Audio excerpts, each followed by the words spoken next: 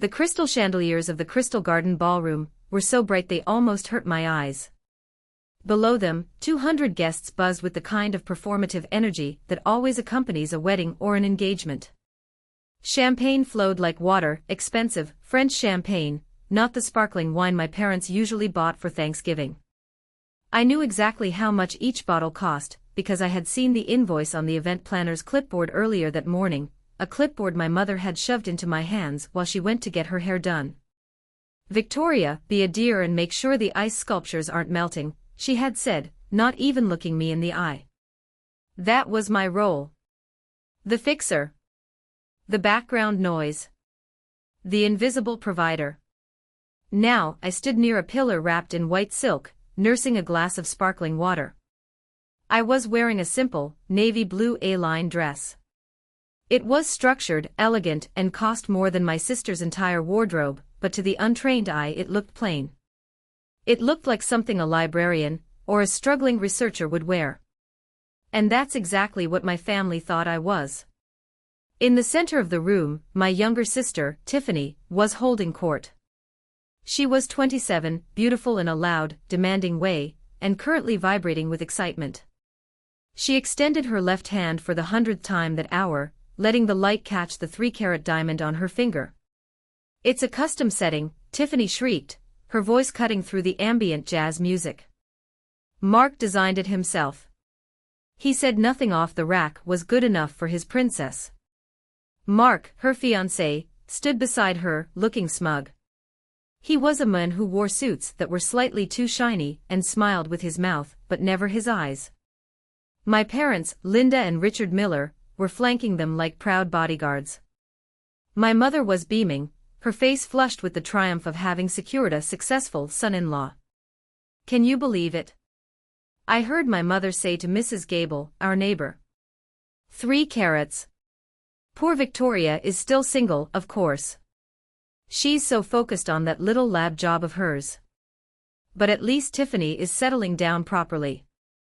We don't have to worry about her. I took a sip of my water, the bubbles biting my tongue. Little lab job. That's what she called my position as the CEO of a biotech firm that had just secured a $50 million government contract. To Linda Miller, if it wasn't on Instagram, it didn't exist. If it didn't involve a ring or a baby, it wasn't success. Victoria. My mother's voice snapped like a whip. I turned. She was beckoning me over, her manicured hand flapping impatiently. I walked over, keeping my face neutral. I had practiced this face in the mirror for years. It was the face of a statue. "Yes, Mom." "Look at your sister's glass," she hissed, leaning in close so the guests wouldn't hear. "It's empty. Don't just stand there like a statue. Go find a waiter, or get her a refill yourself. And fix your posture. You look like you're at a funeral." "There are waiters everywhere, Mom," I said calmly. "I'm asking you," she whispered harshly, her eyes narrowing. "This is Tiffany's big night. The least you can do is make yourself useful. God knows you didn't contribute anything financially to this party." I felt a cold, hard laugh bubbling in my chest, but I swallowed it down. Didn't contribute. If she only knew who actually owned the Crystal Garden. If she only knew whose signature was on the approval for the family discount they had received, a discount so steep it was practically charity. "Fine," I said. I took Tiffany's glass. She didn't even look at me. She was too busy telling her bridesmaids about the honeymoon in Bora Bora that Mark had promised her. "We're going first class," Tiffany bragged. "Mark says life is too short for economy." "Right, baby." "Absolutely," Mark said, taking a sip of his whiskey. "Only the best for you." I walked to the bar, my heels clicking softly on the marble floor. I knew for a fact Mark was drowning in credit card debt. I had run a background check on him the moment Tiffany brought him home, not to be malicious, but because I protect my assets. He had 3 maxed-out cards and a car loan that was underwater. But Tiffany didn't care about credit scores, she cared about the appearance of wealth. My family was allergic to reality. They lived in a bubble of delusion where money appeared magically, debts didn't exist, and I was the unlucky sister who lived in a small rental apartment and drove a 10-year-old sedan. They didn't know the sedan had a V8 engine and bulletproof glass. They didn't know the rental apartment was a penthouse I owned in the city while my primary residence was being renovated. I handed the fresh champagne to Tiffany. She snatched it without a thank you. "Oh, Victoria," she said, finally acknowledging my presence with a pitying smile. "Mark's cousin, Dave, is here. He's divorced and works in sanitation, but he's really nice. Maybe you should go talk to him. It's not too late for you to find someone, even at your age." I was 34. "I'm good, Tiffany. Enjoy your night," I said. "Just trying to help," she huffed, rolling her eyes at her friends. "She's so ungrateful. I try to include her, but she's just so bitter. Jealousy is an ugly disease," my mother sighed loud enough for me to hear as I walked away. I returned to my pillar, feeling the familiar weight of exhaustion settling in my bones. It wasn't physical tiredness, it was a soul-deep fatigue. For a decade, I had been the safety net they didn't know they had. I had quietly paid off their mortgage arrears through a shell company so they wouldn't lose the family home. I had anonymously funded Tiffany's college tuition when my parents spent her college fund on a vacation to Italy. And this was my reward. Being treated like the hired help at a party celebrating a financial lie. I checked my watch. 8:15 p.m. I promised myself I would stay until the cake cutting, then I would slip out. I had an early flight to Zurich for a conference in the morning. "Ladies and gentlemen," the DJ announced, his voice booming through the speakers. "Please clear the way for a very special guest who just flew in from New York." The double doors swung open. My spine straightened. The air in the room seemed to shift. It was Uncle Thomas. Uncle Thomas wasn't just my father's older brother, he was a legend in our family, though for very different reasons depending on who you asked. To my father, Thomas was lucky. To my mother, he was arrogant. To me, he was the only person who shared my DNA and actually possessed a brain. He strode into the room wearing a bespoke charcoal suit that screamed Manhattan power broker. At 65, Thomas looked better than men half his age. He was a senior partner at one of the largest hedge funds on Wall Street. He moved with the easy confidence of a man who could buy the entire building without checking his bank balance. "Thomas, my father," Richard shouted, his voice cracking slightly. He rushed forward, arms wide, desperate to claim proximity to success. "You made it. We thought the flight was delayed." "Traffic in the tunnel," Thomas said, his voice deep and baritone.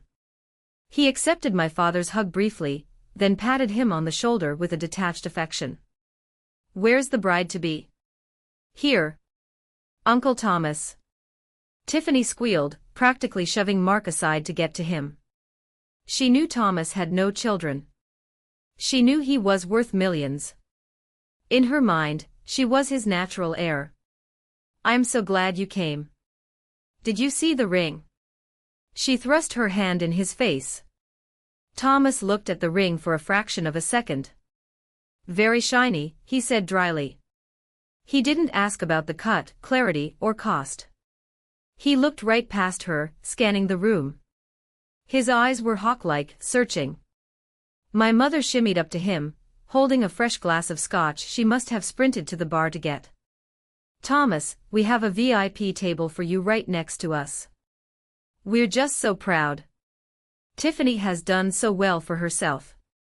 Thomas took the scotch but didn't drink it.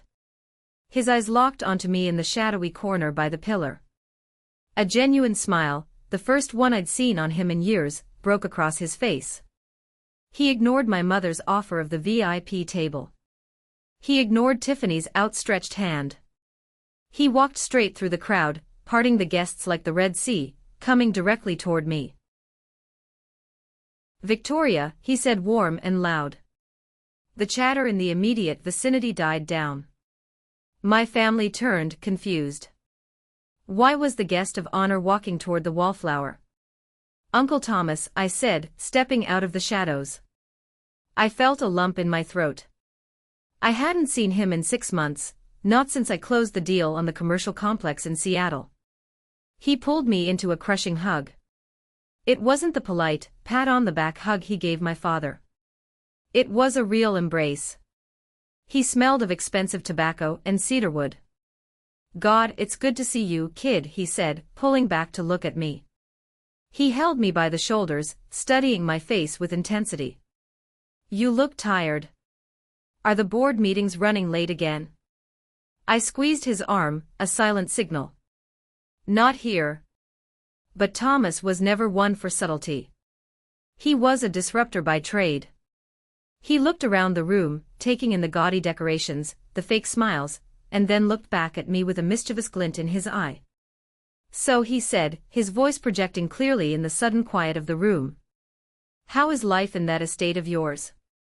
The Hidden Hills property. I saw the market report this morning. The valuation just hit $2.5 million. You've got a hell of an eye for equity, Victoria." Time stopped. I saw the reaction in slow motion. Tiffany's smile froze, her mouth hanging slightly open like a fish gasping for air. Her hand, still raised to show off her ring, dropped limply to her side. My mother, who had been following Thomas with a sycophantic grin, went pale. The glass of wine in her hand tilted dangerously. My father blinked, his brow furrowing in genuine confusion. He leaned forward, whispering loudly enough for half the room to hear. "James." "Thomas, what estate?" The guests nearby turned their heads.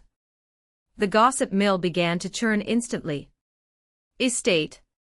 Victoria. The sister who drives a Honda." I took a slow, deliberate sip of my sparkling water. The bubbles were gone, it was flat now, but it felt like the sweetest nectar. This was it.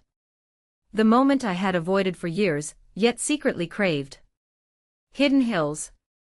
Tiffany let out a shrill, nervous laugh. "Uncle Thomas, you must be jet-lagged.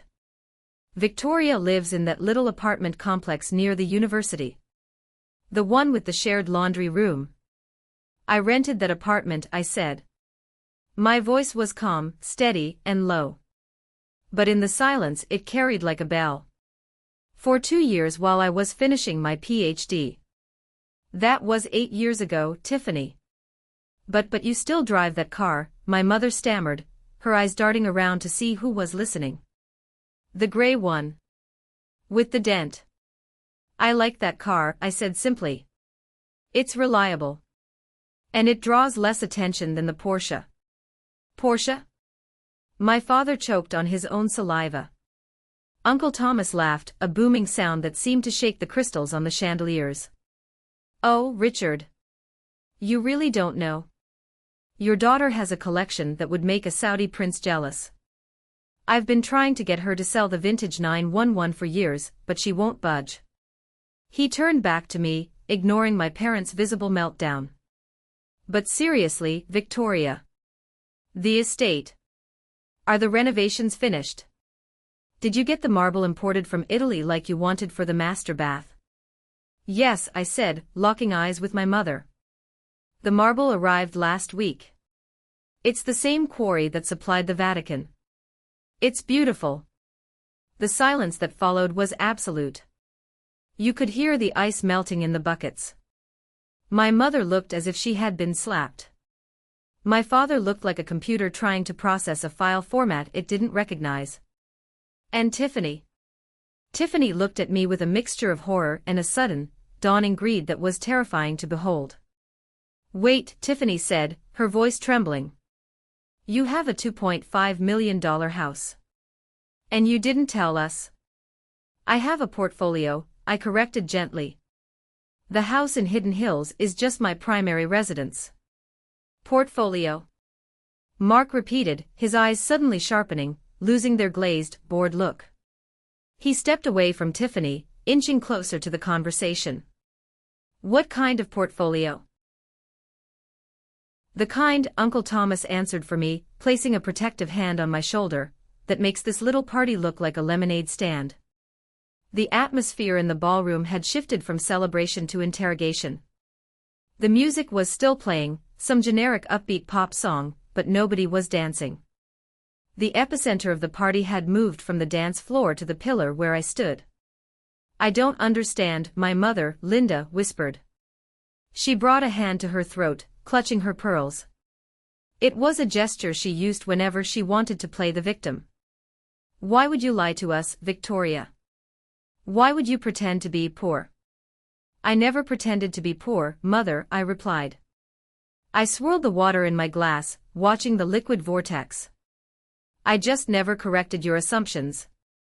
You assumed because I didn't wear designer logos, I couldn't afford them. You assumed because I didn't brag, I had nothing to brag about. But we are family," my father, Richard, burst out. His face was flushing a dark, unhealthy red. "Family shares these things. We've been worrying about you. We thought you were struggling." "Worrying about me?" I raised an eyebrow. "Is that why you asked me to pay for the appetizers for this party last week? Because you were worried I was struggling?" My father flinched. We were just a little short on cash flow. We knew you had savings. You asked me for $2,000, I said coldly. And I gave it to you. Just like I gave you money for the roof repair last winter. Just like I paid for the new transmission in Tiffany's car 3 years ago. That was help. Tiffany interjected, her voice shrill. That's what sisters do. But if you have millions, if you have a mansion, why did you give me a toaster for my engagement present? It was a Breville, I said. It cost $400. And you didn't even write a thank you note. A toaster? Tiffany shrieked, stomping her foot like a toddler. You have a $2.5 million house, and you gave me a toaster. You're selfish. You're incredibly, horribly selfish. Something inside me snapped. It wasn't a loud snap. It wasn't a scream. It was the sound of a heavy steel door slamming shut and locking. For years, I had held onto a tiny, fragile hope that my family loved me. That their neglect was just a misunderstanding. That if I just worked hard enough, helped enough, was good enough, they would finally see me. But looking at them now, at the greed in Tiffany's eyes, the indignation in my mother's face, the embarrassment in my father's posture, I realized the truth. They didn't want me. They wanted what I could provide. To them, I wasn't a daughter or a sister. I was an ATM that had been holding out on them. The hurt evaporated. In its place came a cold, crystalline clarity. I felt my posture shift. I stopped slouching to make myself smaller. I stood up to my full height. I set my glass down on a passing waiter's tray with a decisive clink. Selfish, I repeated the word, tasting it. Let's talk about selfish, Tiffany. Victoria, don't make a scene, my mother hissed, grabbing my arm. Her fingers dug into my flesh. People are watching. I looked down at her hand until she let go. You want to know about my life? I asked, my voice projecting smoothly. I wasn't shouting. I was presenting, just like I did in the boardroom. You want to know about the estate? The investments? The life I built while you were all busy congratulating Tiffany for existing? We want the truth, my father said, trying to regain some patriarchal authority. We demand the truth. Careful, Richard, Uncle Thomas warned, his voice low and dangerous. You might not like the taste of it. No, let them hear it, I said. I looked at my parents. Really looked at them. You want to know how I afforded a $2.5 million estate? I bought the land in 2016. It was a foreclosure. A wreck. I paid $800,000 for it. $800,000? My mother gasped. Where did you get $800,000? You were just a research assistant. I was never just a research assistant, Mom. I was a junior partner. And I didn't get the money from a salary. I got it from investing. I started trading stocks when I was 19. While Tiffany was going to parties, I was reading financial reports. While you were taking vacations, I was compounding interest. I took a step closer to them. I didn't tell you, I continued, because every time I tried to talk about my work, you tuned out. Every time I mentioned a promotion, you asked if I was dating anyone yet. Every time I tried to share my life, you interrupted me to talk about Tiffany's latest haircut. That's not true, my mother lied, tears instantly springing to her eyes. We love you both equally. Do you? I asked. Then why, Mom, when I was in the hospital for surgery 2 years ago, did you not visit once? You said it was too far. It was a 40-minute drive. But you flew to Cabo for Tiffany's birthday the next day. My mother opened her mouth, but no sound came out. I realized then, I said, that I was alone. And if I was alone, I needed to protect myself. So I built my walls. I built my fortune. And I bought my house. A sanctuary where I didn't have to be the disappointing daughter. We never said you were disappointing, my father muttered, looking at his shoes. You didn't have to, I said. Your silence said it loud and clear. Well, you clearly did fine without us. Tiffany spat, crossing her arms. So why are you acting like a victim? You're rich. You're hiding millions of dollars while we struggle to pay for this wedding. Struggle. I laughed dryly. Tiffany, this wedding costs $80,000. You're not struggling. You're living beyond your means. There is a difference. You have to help us, my mother said, her tone shifting instantly from defensive to pleading. It was a pivot so fast it gave me whiplash. Victoria, look at this bill. The caterer is demanding payment tonight. We were going to put it on a credit card, but surely, if you have so much, you can write a check. It's nothing to you. The audacity was breathtaking. No, I said. What? My mother blinked. No, I said again. I won't pay for it. But family. Family doesn't treat family like a bank account, I said. Uncle Thomas was right. It's time you knew everything. I turned to Thomas. Do you have the file? Thomas grinned, pulling a sleek, leather-bound folder from inside his jacket. I never leave home without the receipts, kid. Uncle Thomas handed me the folder. It was heavy, thick with documents. To me, it felt like a shield. To my family, it was about to become a weapon. My father, Richard, stared at the folder with a mix of fear and greed. What is that? This, I said, tapping the leather cover, is the answer to your question. Where did the money come from? Because I know what you're thinking. You're thinking I did something illegal. Or maybe you're thinking I have a secret sugar daddy, like Tiffany suggested. Tiffany flushed pink but kept her chin up defiantly. Well, it's suspicious. Nobody makes that kind of money in science. People who own the patents do, I corrected. I opened the folder.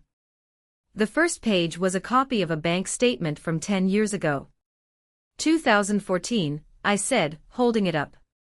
I was 24. I had just finished my master's and was starting my PhD. I was working at Helix Pharmaceuticals. You all thought I was an intern. You said you were learning, my mother protested. You complained about the hours. I complained about the workload. I never complained about the pay, I said. Helix offered me a signing bonus to keep me from going to their competitor. A golden handcuffs deal. How much? Mark asked. He had pushed his way right into the family circle now, ignoring his fiancée. His eyes were glued to the paper in my hand. $250,000, I said. My father made a choking sound. $250,000? You had $250,000 at 24. And you drove a beat-up Honda Civic. I still drive a Honda, I reminded him. And yes, I took that $250,000. After taxes, it was about $160,000.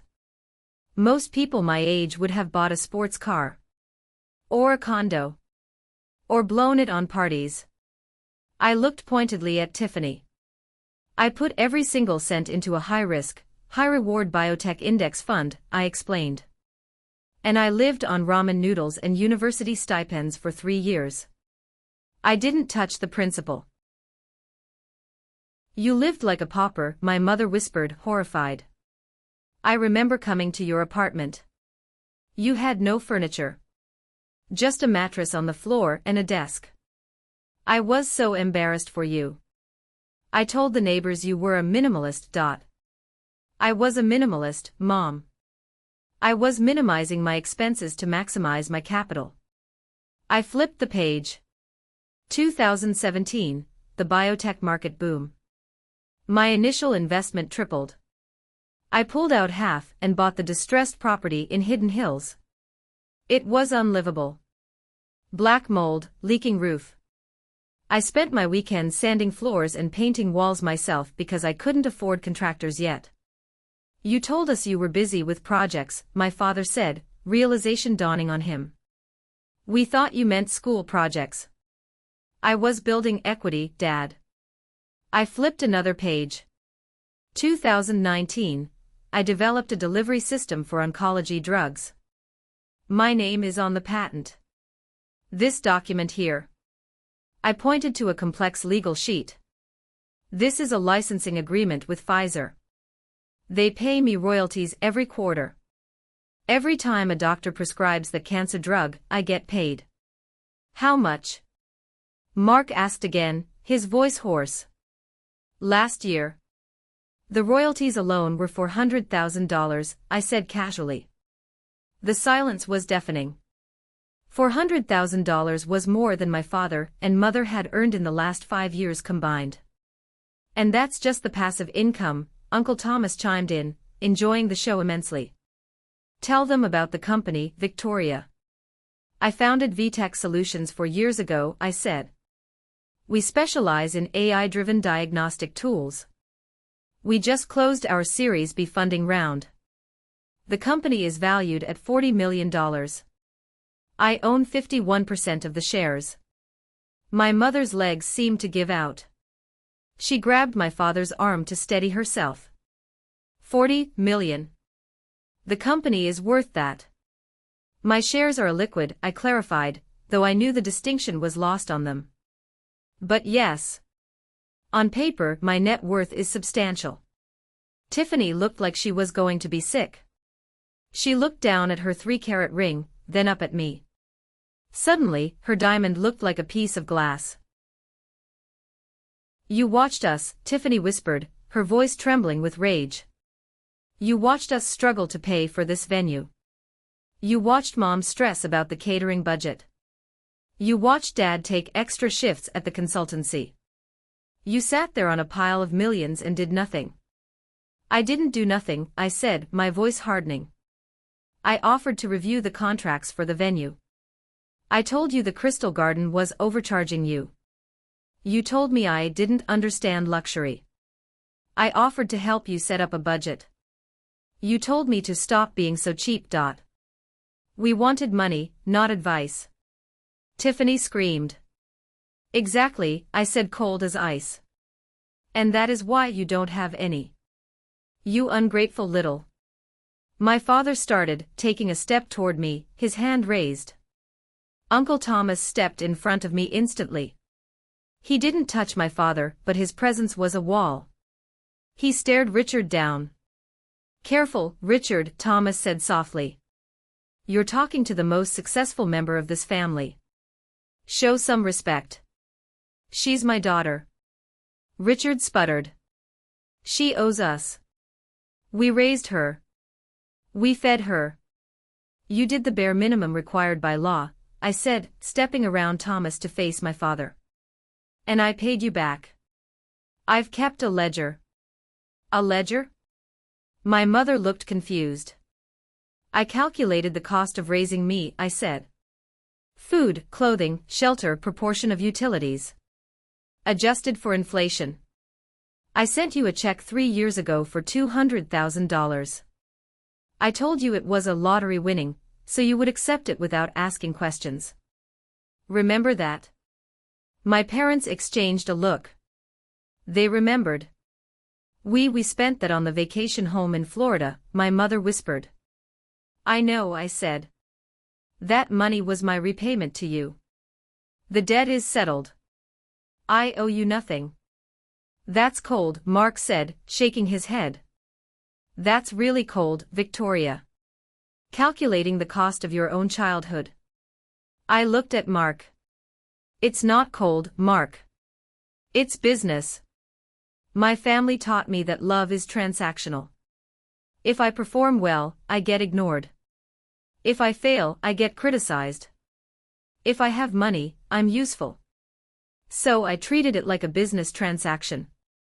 I settled my accounts. So you're saying you won't help us with the wedding bill? My mother asked, her voice small, her eyes darting to the waiter who was hovering nearby with the bill folder. I'm saying, I replied, that I can afford to buy this entire hotel. But I won't pay a single cent for a party where I'm treated like a servant. To understand why I could stand there, dry-eyed, while my mother wept and my sister screamed, you have to understand the winter of 2014. My mind drifted back, pulling me out of the glittering ballroom and into a cold, drafty apartment in Boston. I was 24. It was snowing. The kind of wet, heavy snow that seeps into your bones. I was sitting at a wobbly IKEA desk I had found on the curb, wrapped in 3 blankets, because I refused to turn the heat up past 60 degrees. My laptop screen was the only light in the room. I was staring at a stock chart, watching the biotech index plummet. My $250,000 investment, everything I had, was currently down 15%. I was terrified. My stomach growled. I walked to the tiny kitchenette. The cupboard was bare except for a bulk pack of instant ramen and a jar of peanut butter. I made the ramen, adding a single egg. That was my dinner. That was my dinner every night for 3 months. My phone rang. It was my mother. I remember the surge of warmth I felt. Maybe she was calling to check on me. Maybe she knew I was lonely. Hello. Mom? Victoria, thank God, she said, breathless. Listen, I need you to do me a favor. Tiffany is coming up to Boston to visit some friends for the weekend. Can she stay with you? Oh, I said, the warmth fading. Sure. But Mom, I only have a twin mattress. She'd have to sleep on the floor. That's fine, she can bring an air mattress. But listen, the real issue is her car. The BMW is in the shop again, something about the heated seats not working. Can you lend her your car while she's there? She wants to drive to the Cape. My car. I looked out the window at my rusted 2004 Honda Civic. Mom, the heater barely works in my car. And the tires are bald. I can't afford to replace them until next month. It's just for a day or two, my mother dismissed. Tiffany can't be seen taking the bus, Victoria. It's dangerous. You're used to roughing it. You're tough. I'm not tough, Mom. I'm broke, I lied. Well, partially lied. I was cash poor, asset rich. I'm eating ramen noodles. Oh, stop being dramatic. You have that fancy job. I'm a PhD student, Mom. My stipend is $18,000 a year. Well, just figure it out, she snapped. Help your sister. She's going through a hard time. Her boyfriend just broke up with her. I'm going through a hard time too, I whispered, but she had already hung up. That weekend, Tiffany arrived. She didn't bring an air mattress. She slept in my bed while I slept on the floor in a sleeping bag. She complained about the cold. She complained about the smell of the ramen. She complained that I didn't have cable TV. On Saturday, she took my car keys. Be careful, I told her. The brakes are a little soft. Relax, Grandma, she laughed. She drove off to meet her friends. She came back at 3 a.m. I heard the door slam. I heard stumbling. I got up to find her giggling, smelling of vodka. Where's the car? I asked. Oh, she giggled. Oops. What do you mean, oops? I hit a pole, she said, shrugging. It's just a scratch. Don't worry about it. It's a piece of junk anyway. I ran outside in my pajamas. The front bumper of my Honda was hanging off.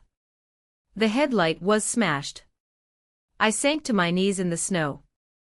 That headlight would cost $200 to fix.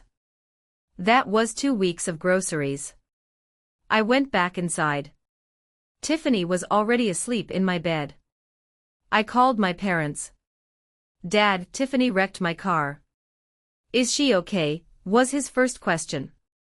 She's fine. She's drunk and asleep. But my car. Victoria, honestly, my father sighed. Cars can be fixed.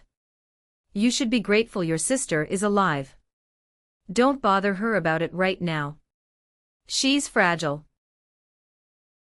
She was drunk driving, Dad. And she smashed my property. We'll discuss it later. Go to sleep. They never discussed it. They never paid for the repair. I drove that car with duct tape holding the bumper on for 6 months. Every time I looked at it, I felt a burning coal of resentment in my chest. But the real breaking point, the moment the coal turned into a diamond of resolve, came a year later. I had sent an email to the family group chat. Subject, big news. Content, hi Mom, Dad, Tiffany. I just wanted to share that my research paper on nanoparticle delivery was accepted into Nature Medicine. This is a huge deal. It puts me on track for a tenure-track position. I'm so happy. I waited. I checked my email every 5 minutes. 2 hours later, a reply came. From Mom. That's nice, honey.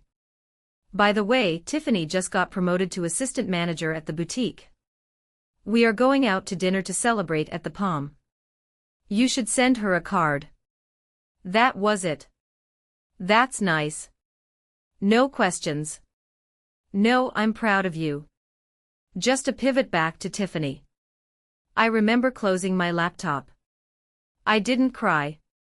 I sat in that cold apartment, looked at my bank account which was slowly starting to grow from my investments, and I made a vow. They don't get to know. If they didn't care about the work, they didn't get to share in the reward. If I was just boring Victoria to them, then I would be boring. I would be invisible. I would hoard my success like a dragon hoarding gold, because it was the only thing I had that was truly mine. Back in the ballroom, the memory faded. I looked at my mother's tear-stained face. She looked older than I remembered. You ignored me, I said, my voice shaking slightly as the memory washed over me. November 12, 2015. I emailed you about the Nature Medicine publication. You didn't even read it. You replied asking about Tiffany's promotion. I must have missed it, my mother stammered. I'm not good with computers. You're good with computers when you're booking cruises, I countered. You didn't miss it. You dismissed it. I looked at Tiffany. And you. You smashed my car and called it a piece of junk. You never apologized. I was young. Tiffany cried. That was years ago. And yet, I said, pointing to the ring on her finger, you're still the same person. Expecting everyone else to pay for your mistakes. Uncle Thomas seemed to sense that the emotional waters were getting too deep, so he decided to steer us back to the solid ground of cold, hard numbers. He was a numbers guy. To him, net worth was the ultimate scoreboard, and he was eager to read the score. "Let's skip the history lesson," Thomas boomed, stepping between me and my weeping mother. He opened the folder wider, flattening a spreadsheet against his palm. "Let's look at the inventory. Because honestly, Victoria, even I didn't know about some of these." He adjusted his glasses, looking like a judge about to read a verdict. "Item 1, Thomas announced. Real estate holdings. We've established the Hidden Hills primary residence. Estimated value, $2.5 million. Equity, 100%. No mortgage." A collective gasp went through the circle of onlookers.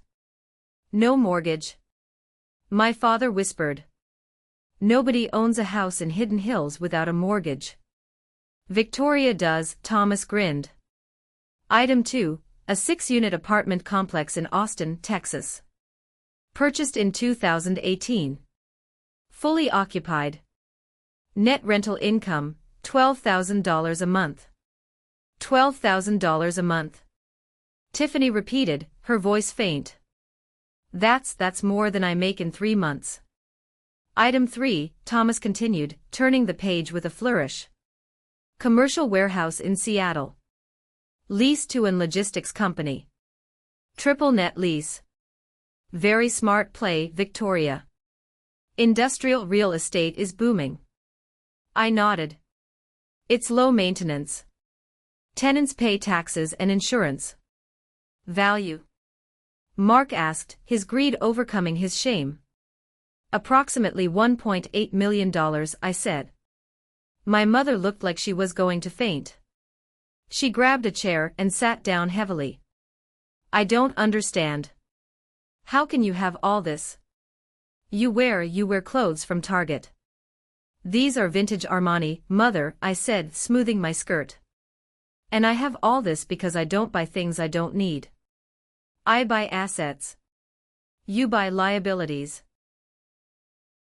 And let's not forget the liquid assets, Thomas said, his finger tracing a line on the page. Stock portfolio. Heavily weighted in tech and biotech, obviously. But some solid blue chips too. Amazon shares purchased in 2010. I bought them with my babysitting money, I said. Current value of the stock portfolio, $3.2 million, Thomas read.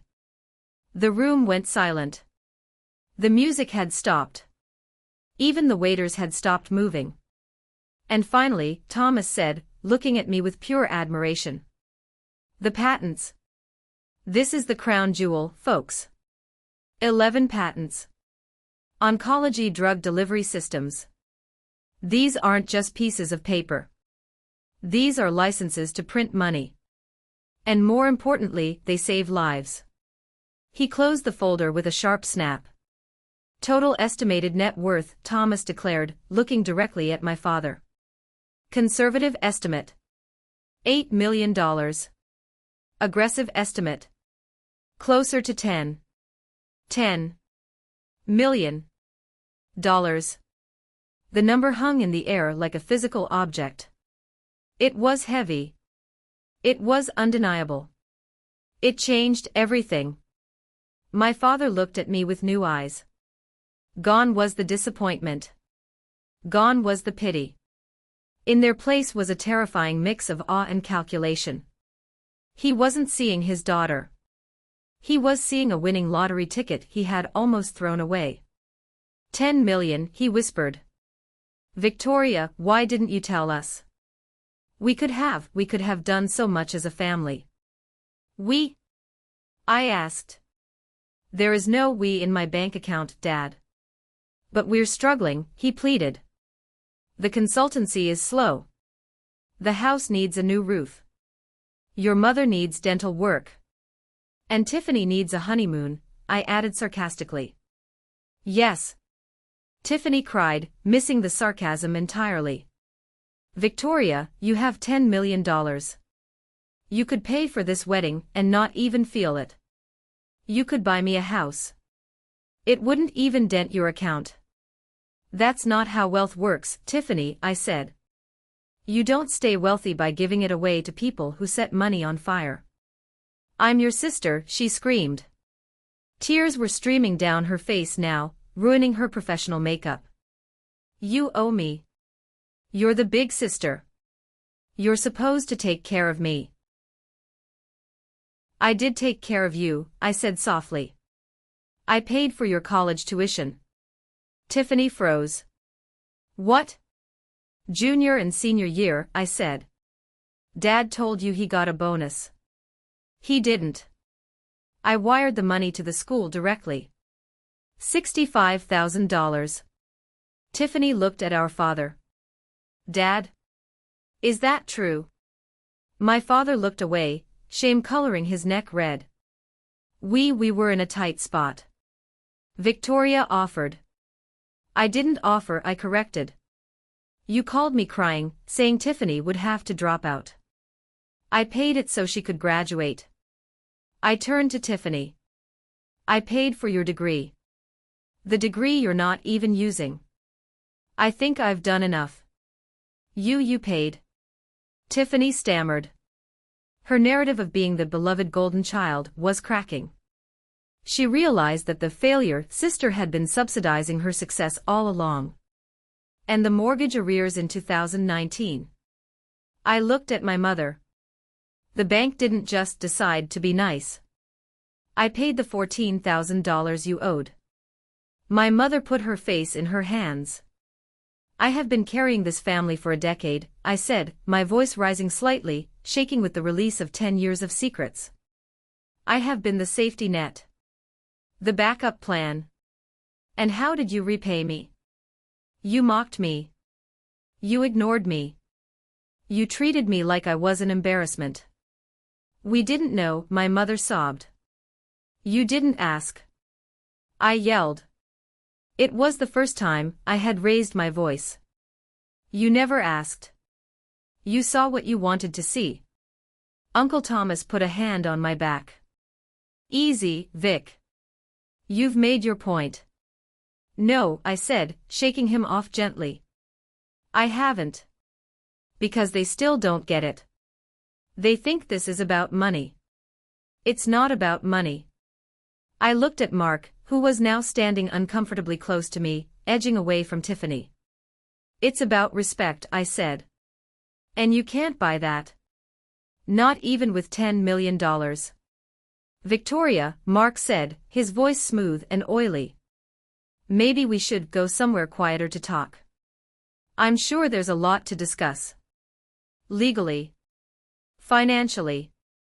I have a background in finance, you know. I could help you manage. Mark. Tiffany shrieked. Are you hitting on my sister? At our engagement party.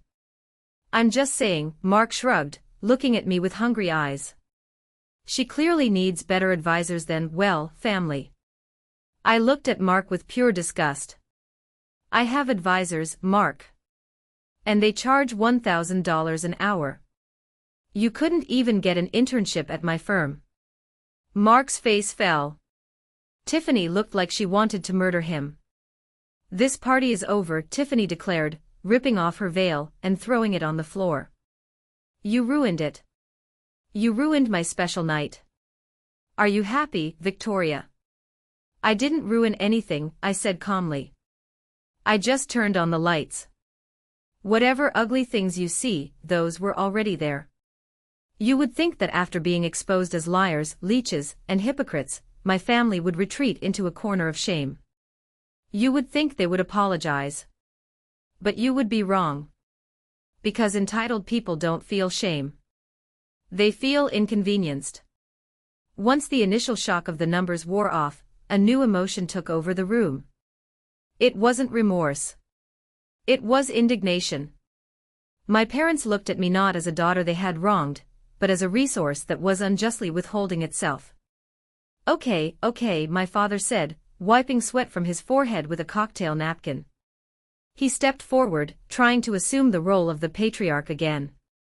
It was laughable. Let's everyone calm down. Emotions are high. We've all said things we didn't mean. I meant every word I said. Victoria, please, he said, waving his hand dismissively. The point is, the truth is out. You're successful. Wonderfully successful. And we are proud of you. Truly. Proud. I scoffed. 5 minutes ago you were embarrassed that I drove a Honda. We were confused, he insisted. But now we know. And look, this changes things. Obviously. It changes nothing, I said. Of course it does, my mother chimed in, standing up and smoothing her dress. She had stopped crying. Now she had that calculating look in her eyes, the one she usually wore when bargaining at a flea market. Victoria, be reasonable. You have $10 million. We are your parents. We are aging. We have needs. I have a retirement fund for you, I said. I set it up 5 years ago. Really? My mother's eyes lit up. How much is in it? Enough to keep you in a decent assisted living facility when the time comes, I said. Not a luxury villa. A decent facility. Her face fell. Assisted living. We want to stay in our home. But the house needs repairs. The roof, the boiler, and with your father's blood pressure, he needs to retire soon. We calculated we need about $5,000 a month to maintain our lifestyle. You calculated? I stared at them. You're negotiating your allowance with me right now. It's not an allowance, my father blustered. It's filial piety. It's what children do for their parents. We sacrificed for you. You sacrificed my college fund for a trip to Italy, I reminded him. That was a second honeymoon. We needed to reconnect, he yelled. My God, you hold grudges. Look, the point is, you have excess.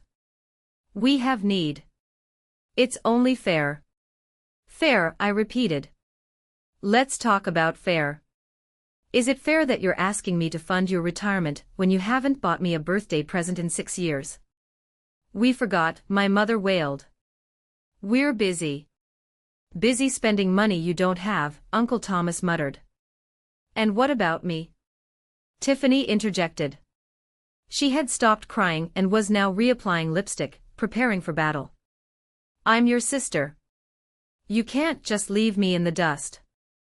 Mark and we need a start. A house. We found this cute place in the suburbs.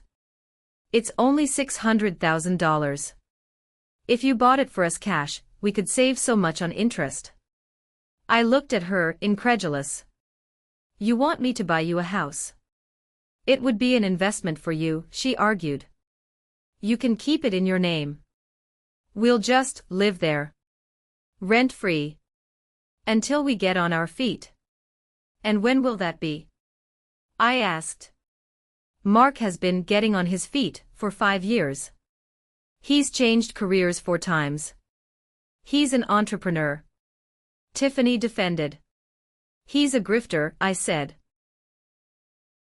Hey. Mark stepped forward, puffing out his chest. I resent that. I have big plans. I just need capital. Actually, Victoria, if you're looking for high-yield investments, I have a crypto startup idea. I laughed. I actually laughed out loud. Mark, did you just pivot from hitting on me to pitching me a crypto scam in the span of 2 minutes? It's not a scam. It's the future. It's pathetic, I said. You're all pathetic, Uncle Thomas said, his voice dripping with disdain. Listen to yourselves.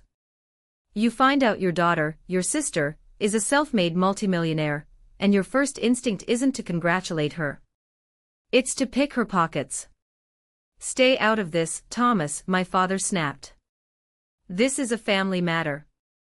Victoria is my family, Thomas said, stepping closer to me. You people. You're just parasites. Parasites. My mother gasped. How dare you? We gave her life. And you've been sucking the life out of her ever since, Thomas countered. It's okay, Thomas, I said, raising a hand. I can handle them. I looked at my parents. They were looking at me with a mix of desperation and anger. They realized their control was slipping. They couldn't guilt me anymore because I didn't care. They couldn't intimidate me because I had more power than them. So they tried the last tool in their arsenal, emotional blackmail. Victoria, my mother said, her voice dropping to a trembling whisper. If you walk away from us now, if you refuse to help your family, then you are no daughter of mine. You are choosing money over blood. Is that who you are? A cold-hearted miser? I'm not choosing money over blood, I said. I'm choosing dignity over abuse. Abuse? My father shouted. We never hit you. We fed you. We clothed you. Neglect is abuse, Dad. Financial exploitation is abuse. Gaslighting is abuse. We didn't know, he screamed. How many times do we have to say it? We didn't know you were successful. If we knew, we would have treated you differently. The room went silent. My father's mouth snapped shut. He realized what he had just said. Thank you, I whispered. What? He blinked. Thank you for finally admitting it, I said. If you knew I had money, you would have treated me differently. You would have respected me. You would have visited me in the hospital. You would have answered my emails. I looked around the room at the guests, who were watching this drama unfold with rapt attention. That is the problem, I said to the room. Their love was conditional. The condition was either that I be useful to them or impressive to others. Since I was neither, I was nothing. Now that I'm impressive, they want to love me. But it's too late. It's never too late for family, my mother cried. Yes, it is, I said. But I'll give you one chance. One chance to prove me wrong. Anything, my father said. Tell us what to do. It's a test, I said. A simple test. 3 questions. Questions? Tiffany frowned. If you can answer 3 simple questions about me, questions any parent should know about their child, then I will write a check for this entire wedding right now. $80,000. My mother's eyes widened. Really? $80,000? Yes. But if you fail, I walk out that door and you never ask me for a penny again. Deal, my father said instantly. He looked confident. We know you. We raised you. Ask away. I smiled sadly. Okay. Let's play. The ballroom felt like a courtroom. The guests had formed a semicircle around us. The DJ had cut the music completely. The silence was heavy, thick with anticipation. My parents stood together, looking like contestants on a high-stakes game show. They were nervous but confident. After all, how hard could it be to answer questions about their own daughter? Tiffany stood to the side, biting her nails. Mark was calculating the odds of getting that $80,000 check. Question 1, I said, holding up a finger. This is an easy one. Safety first. I looked directly at my mother. I have a severe food allergy. I've had it since I was 6 years old. I carry an EpiPen in my purse at all times. I was hospitalized for it twice when I was a teenager. Mom, what am I allergic to? My mother froze. Her eyes darted to my father. He looked blank. She started. Strawberries. No, I said. Peanuts, my father shouted. Everyone is allergic to peanuts. I eat peanut butter every day, I said. Remember the ramen years? It was my main source of protein. Shellfish, my mother guessed, desperation creeping into her voice. We're at a seafood restaurant, is it shrimp? I shook my head. I'm eating the shrimp cocktail right now. Time's up, I said. The answer is penicillin. I'm allergic to penicillin. You should know that, Mom. You were the one who drove me to the ER when I was 10 and broke out in hives after taking antibiotics. That was 20 years ago, my mother protested. How am I supposed to remember that? Because it could kill me, I said simply. Uncle Thomas. Penicillin, Thomas said from behind me. You wear a medic alert bracelet. I checked it before we ordered dinner last time we met. Correct, I said. Score is 0 for parents. 1 for Thomas. My father's face was turning purple. That's a medical detail. Ask something about your life. Your achievements. Okay, I said. Question 2. My education. I smoothed the front of my dress. I have a PhD. I spent 5 years working on my dissertation. It was the hardest thing I've ever done. I sent you a bound copy of it. It's sitting on your bookshelf in the den. I saw it last Thanksgiving, used as a coaster for Dad's beer. My father flinched. What was the title of my dissertation? Or, if that's too hard, just tell me the specific topic of my research. Cancer, my father shouted triumphantly. You cure cancer. That's the field, I said. That's like saying a mechanic works on cars. What specific type of cancer? What specific mechanism? Lung cancer, my mother tried. Because Grandpa died of that? No. Breast cancer. Tiffany guessed. That's the big one for women. No. Pancreatic cancer, Uncle Thomas said quietly. Specifically, using lipid nanoparticles to target the stromal barrier in pancreatic tumors. I smiled at him. Thank you, Thomas. I looked back at my parents. They looked stricken. Pancreatic cancer, I repeated. I've been working on it for 8 years. You never asked. We knew it was cancer, my father argued weakly. That counts. It doesn't count for $80,000, I said. Last question. And this one hurts the most. I took a deep breath. 2 years ago. I mentioned this earlier. I had emergency surgery. I was in the ICU for 3 days. I almost died. My mother looked down at her shoes. She remembered this. I called you, I said to my mother. I called you from the ambulance. I was scared. I asked you to come.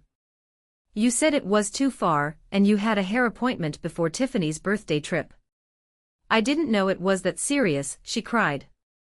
You're always so dramatic. Here is the question, I said. Since you didn't come, and I needed someone to sign the consent forms for the surgery in case I didn't wake up, who was my emergency contact? Who sat by my bed for 3 days holding my hand? My mother looked around the room. Was it a boyfriend? That guy you dated? Steve? I broke up with Steve 5 years ago, I said. Was it Tiffany, my father asked. Tiffany scoffed. I was in Cabo.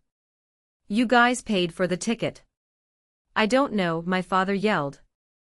How should we know who your friends are? It wasn't a friend, I said. I turned and took Uncle Thomas's hand. It was Thomas, I said. Uncle Thomas flew in from London. He missed a board meeting that cost him $50,000. He sat in that chair for 72 hours. He fed me ice chips. My parents stared at Thomas. You, my father whispered. You never told us. Victoria asked me not to, Thomas said, his voice hard. She didn't want you to feel guilty. Though I told her that was a waste of time, since you're incapable of guilt. So I said, turning back to face them. 3 questions. 3 failures. You don't know what kills me, you don't know what I live for, and you weren't there when I almost died. I reached into my purse. For a second my father's eyes lit up, thinking I was reaching for my checkbook. I pulled out a single dollar bill. I walked over to my father and tucked it into his breast pocket. Here, I said. Since you love money so much. This is all you're getting from me. Victoria, wait, my mother grabbed my arm. You can't do this. The bill. The wedding. We'll be ruined. Everyone is watching. I know, I said. I hope they enjoyed the show.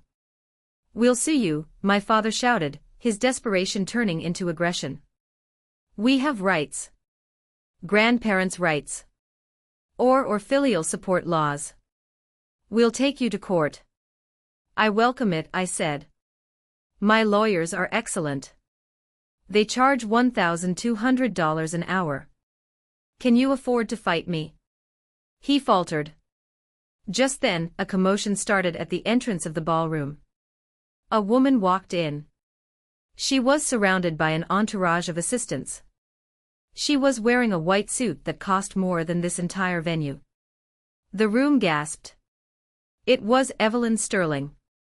The billionaire philanthropist. The most powerful woman in the city. My mother's jaw dropped. Is that Evelyn Sterling? What is she doing here? Did Tiffany invite her? Tiffany looked confused. I tagged her in a post. Maybe she saw it. Evelyn scanned the room. Her eyes passed over Tiffany. They passed over my parents.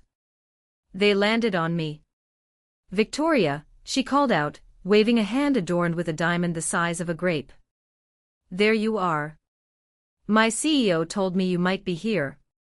My parents looked from Evelyn to me, and back to Evelyn. She knows you, my mother whispered. Know me? I smiled. Mom, meet my business partner. The arrival of Evelyn Sterling was like dropping a nuclear bomb into a kiddie pool. The entire dynamic of the room shifted instantly. The air, which had been thick with my family's hostility and desperation, was suddenly sucked out by the sheer gravitational pull of real, undeniable power. Evelyn was 70 years old, but she moved with the vigor of a woman in her 40s. She was wearing a white bespoke suit that I knew cost more than my sister's entire wedding budget. Her silver hair was cut in a sharp bob, and her eyes were terrifyingly intelligent. She didn't just walk, she patrolled. My mother, Linda, looked like she was witnessing a religious apparition. She smoothed her dress with trembling hands, a desperate, fawning smile plastering itself onto her face. Mrs. Sterling, my mother squeaked, her voice cracking an octave higher than usual. She stepped forward, practically shoving my father aside. Oh my goodness. What an honor. I had no idea you were friends with the bride. Did Tiffany invite you? She's such a networker. Evelyn stopped. She looked at my mother with the polite, distant confusion one might reserve for a talking parrot. Then her gaze slid right past her, landing squarely on me.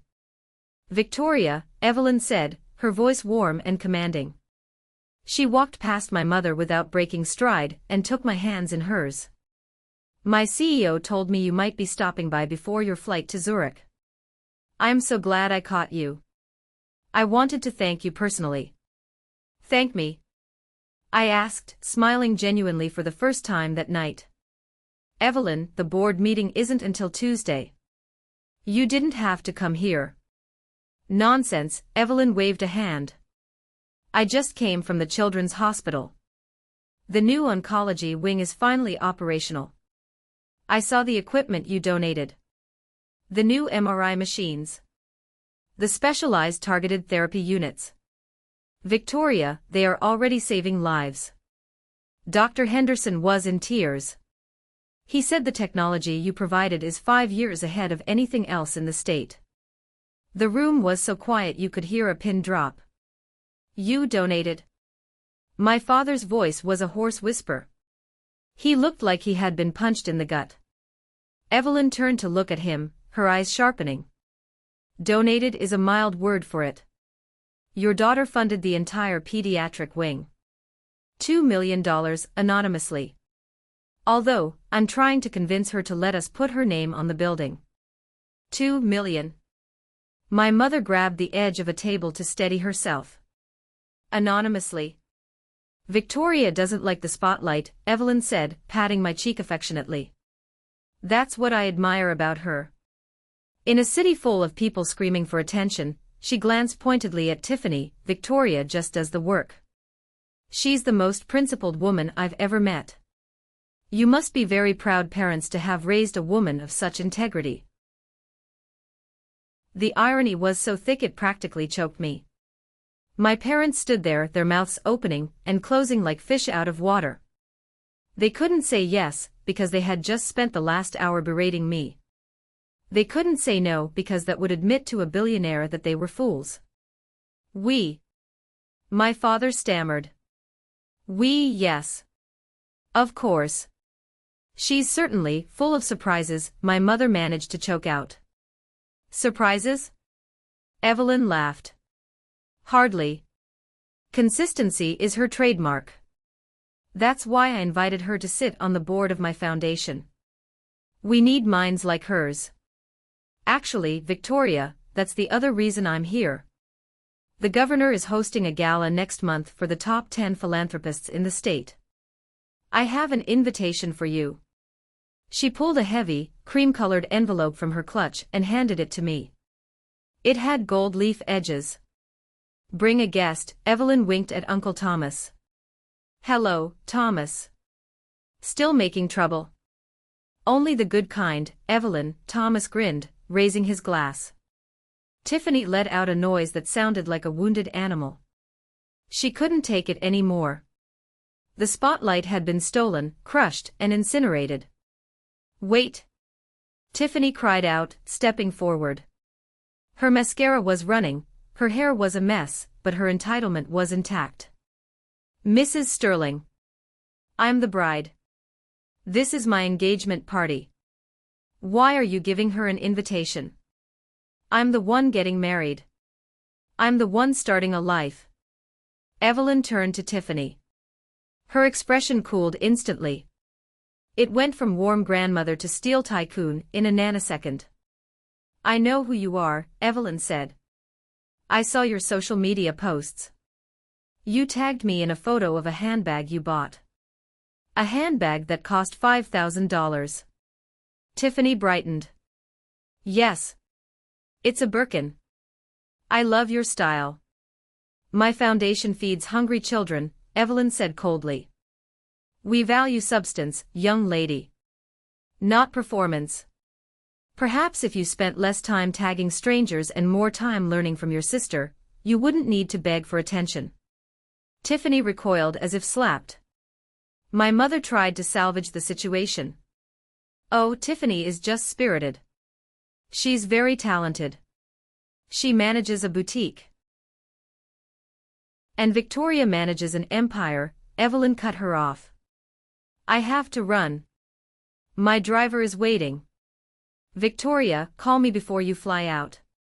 I want to discuss that land acquisition in the valley. I will, I promised. Evelyn squeezed my hand one last time, turned on her heel, and walked out. The silence she left behind was heavy, suffocating, and absolutely delicious. My father looked at me.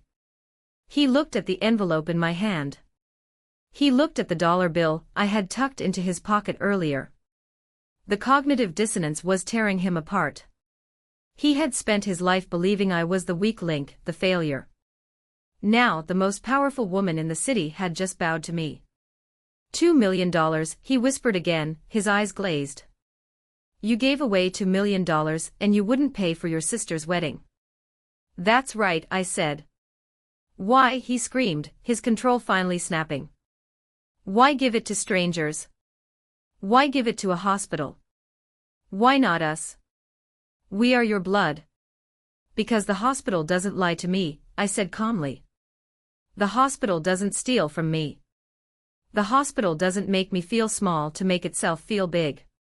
They appreciate the value I bring. You only appreciate the wallet I carry. That is sick, my mother spat. You are sick. You care more about your reputation than your family. No, I said. I care more about the truth. And the truth is, you don't love me. You love the idea of a successful child, but you hate that it's the wrong one. The guests were murmuring now. Phones were out. People were recording. This was the meltdown of the century, and my family was the star of the show. The wrong one. Tiffany laughed hysterically. You think you're better than me? Just because you got lucky with some stocks. You're still a boring, lonely spinster, Victoria. Mark loves me. Mom and Dad love me. You have money, but I have a life. Do you? I asked. I looked past her, toward the double doors where a man in a tuxedo was standing. It was Mr. Henderson, the general manager of the Crystal Garden. He was holding a leather folio. He looked uncomfortable. I think I said, pointing at the manager, that reality is about to knock on your door, Tiffany. And it's not bringing a wedding gift. Mr. Henderson cleared his throat as he approached our circle. He was a man who prided himself on discretion, but the tension in the room was so thick he looked like he was walking through a minefield. I apologize for the interruption, he said, his voice soft but firm. However, per the contract signed by Mrs. Linda Miller, the final payment for the event was due upon the cutting of the cake. Since the cake cutting has been cancelled, we require settlement of the bill immediately to close out the register for the night. My mother's face went from angry to ashen white in a heartbeat. She looked at my father. My father patted his pockets, looking for a wallet that definitely didn't contain enough credit. Of course, my father said, his voice shaking. Just put it on the card on file. We tried, sir, Mr. Henderson said. The card was declined. Declined? My father feigned shock. That's impossible. It must be a bank error. Run it again. We ran it 3 times, sir. Insufficient funds. A titter of laughter ran through the crowd. The rich Miller family, bouncing checks at their own party. How much is it? Mark asked, stepping forward. I mean, it's just the overage, right? A few thousand.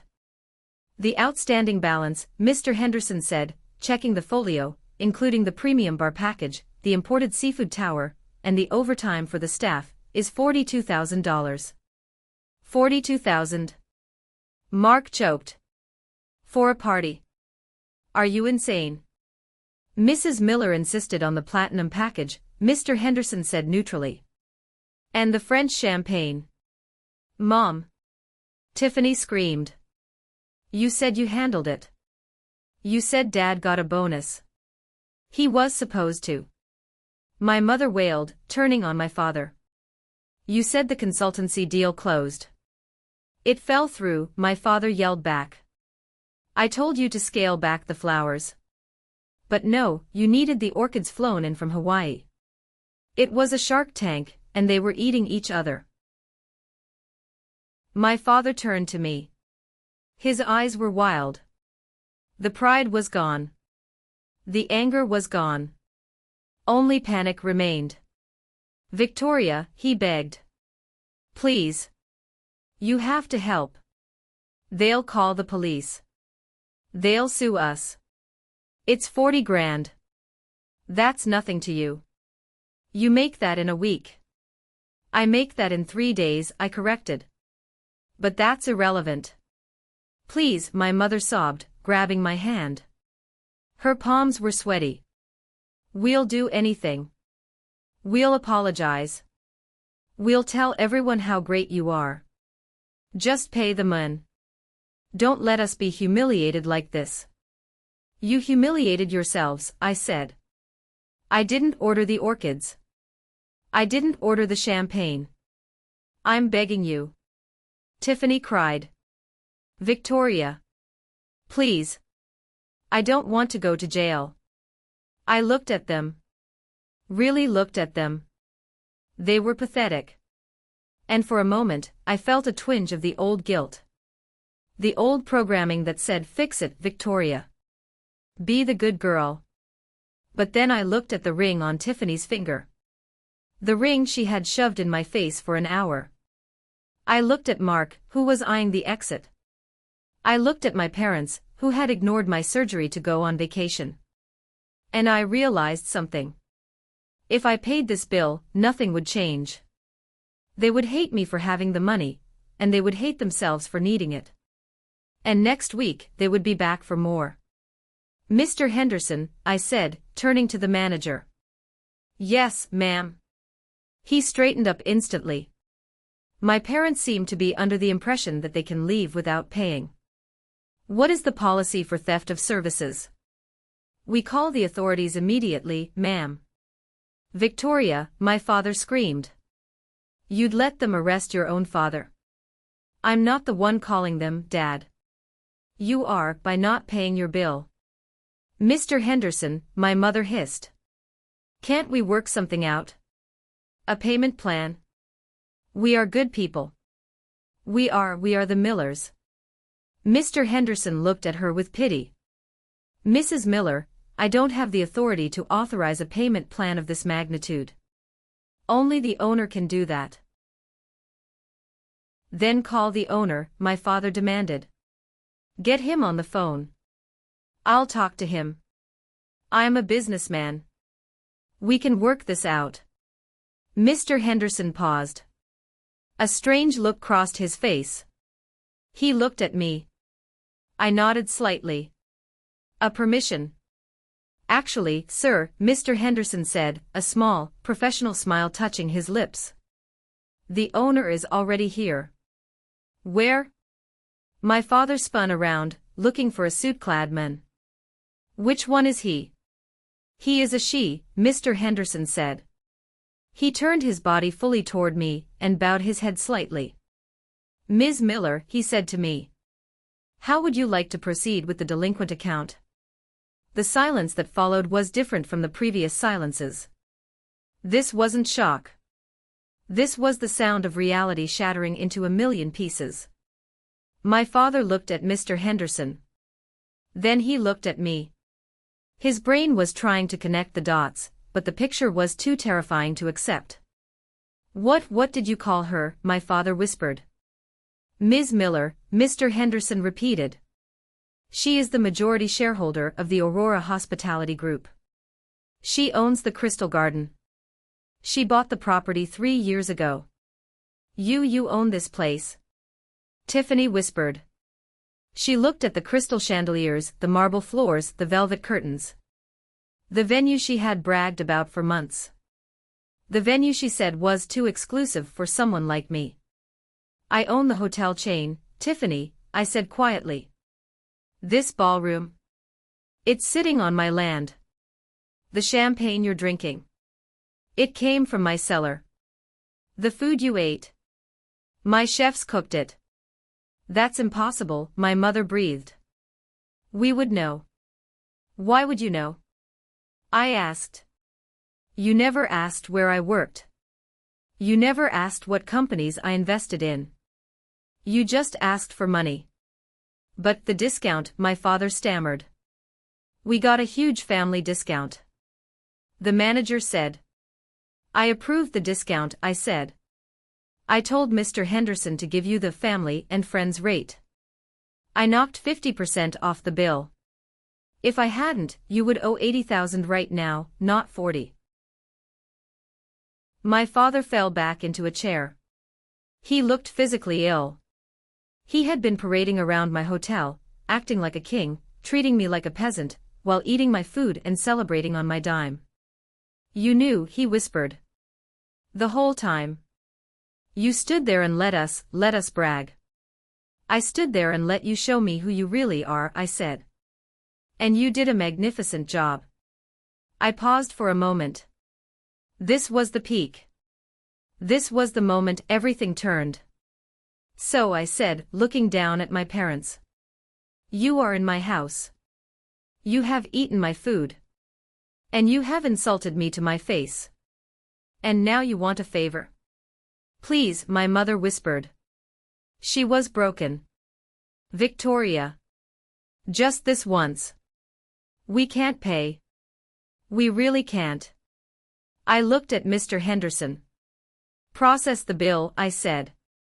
Full price. Revoke the discount. What? Tiffany screamed. You can't do that. I can, I said. The discount was for family. And as you made very clear tonight, I'm just the bank. And banks don't give discounts to bad credit risks. The phrase, revoke the discount, hit the room like a physical blow. Full price, my father choked out. That's $80,000. We'll be bankrupt. We'll lose the house. You should have thought about that before you ordered the orchids, I said, my voice devoid of pity. Mr. Henderson, if the payment isn't rendered in full within 10 minutes, proceed with the standard protocol for theft of services. Call the police. Yes, Ms. Miller, Mr. Henderson said, stepping back to tap on his tablet. Victoria. My mother lunged for me, grabbing the hem of my skirt. She was on her knees now. It was a pathetic sight, but it didn't move me. It only disgusted me. You can't send your parents to jail. Think of the neighbors. Think of the scandal. The scandal is yours, Mom. Not mine, I said, stepping back. Then, the first domino fell. Mark, the fiancé, the man who had been sipping my whiskey and looking down his nose at me all night, cleared his throat. He looked at Tiffany, who was sobbing into her hands. He looked at my parents, who were hysterical. Then he looked at me, the woman worth $10 million who just ordered the police to be called. He did the math. Mark was a survivor. A parasite needs a healthy host, and this host was terminal. Tiffany, Mark said loudly. Tiffany looked up, her mascara smeared across her cheeks. Mark? Baby? Tell her. Tell her she's crazy. Mark took a step back from her. He reached into his pocket and pulled out his car keys. I think, Mark said, his voice cold and steady, that this engagement is a mistake.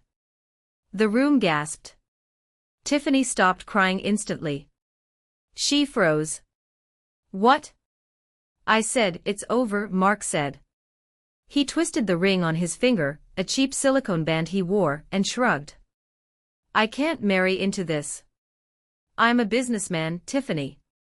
Your family is a liability. You're broke. You're liars. And honestly, you're kind of embarrassing. Embarrassing? Tiffany screeched. You said I was your princess. You said we were going to Bora Bora. Yeah, well, who's paying for Bora Bora now? Mark sneered. Your sister. I don't think so. He looked at me and actually had the audacity to wink. Victoria, if you ever need a portfolio manager who knows when to cut losses, look me up. You're the only winner in this room. Get out, Mark, I said, my voice low. Before I have security throw you out. Leaving, he said, holding up his hands. He walked past Tiffany without a backward glance. Mark! Tiffany screamed, running after him. She grabbed his arm. You can't leave me. We have a lease. The Instagram posts. What will I tell people? Tell them the check bounced, Mark said, shaking her off. He walked out the double doors. Tiffany stood there, alone in the center of the ballroom. The golden child. The prize. Abandoned, humiliated, and drowning in debt. She crumpled to the floor, her huge white dress billowing around her like a shroud. She wailed, a sound of pure, selfish misery. My parents didn't even go to her. They were too busy trying to save their own skins. Victoria, my father said, his face gray. Please. We'll lose the house. Our home. The home you grew up in. The home I grew up in. I laughed. You mean the home where I lived in the basement while Tiffany got the master suite? The home where you charged me rent the day I turned 18, but let Tiffany live for free until she was 25. We needed the money, he defended. Well, here is the final secret, I said. You won't lose the house. Because you don't really own it. My father blinked. What? Of course we do. We pay the mortgage every month. You pay $1,200 a month, I said. The actual mortgage payment is $2,800. Who do you think pays the difference? My father looked confused. The bank. There was a modification program, the rate adjustment. There was no program, Dad, I said. I bought the note from the bank 5 years ago when you were about to be foreclosed on. I set up a shell company to subsidize your payments. I have been paying $1,600 a month for 5 years to keep a roof over your head. The revelation hit them harder than the hotel ownership. You, my mother whispered. You've been paying for the house. Yes, I said. Every month. While you told people I was cheap. While you told people I was ungrateful. I was literally paying for the walls around you. I reached into my purse and pulled out my phone. I tapped the screen a few times. And just now, I said, showing them the screen, I canceled the recurring transfer. No, my father shouted. You can't. I just did, I said. The next full payment is due in 15 days. If you miss it, the foreclosure process begins. And since I own the note, I won't be lenient. You would evict your own parents, my mother cried, horror-struck. I'm not evicting you, I said. I'm just stopping the enablement. You said you wanted to be independent. You said you didn't need my advice. Fine. Be independent. Pay your own bills. Pay for your own wedding. Pay for your own house. But we can't. Tiffany sobbed from the floor. We don't have any money. Then maybe, I said, looking down at her, you should get a job, Tiffany. I hear the sanitation department is hiring. Mark's cousin Dave seemed like a nice guy. Maybe he can get you an application. The destruction was complete. They were stripped bare. No money. No status. No mark. No house security. And worst of all, no scapegoat left to blame. Uncle Thomas stepped up beside me. He looked at his watch. Victoria, he said softly. The jet is waiting. We have to go. I looked at my family one last time. They looked small. They looked like strangers. The anger I had carried for so long, the heavy, burning coal in my chest, was gone. It had burned itself out, leaving nothing but ash. Goodbye, I said. Victoria, wait, my mother called out, reaching for me again. Don't leave us like this. We love you. We're sorry. I know you're sorry, I said, turning my back on them. You're sorry you got caught. I walked toward the exit. The sound of my heels clicking on the marble floor was the only sound in the room. Ms. Miller? Mr. Henderson asked as I passed him. The police? Give them 10 minutes, I said without stopping. If the card declines again, do what you have to do. Understood, ma'am. I pushed open the double doors and walked out into the cool night air.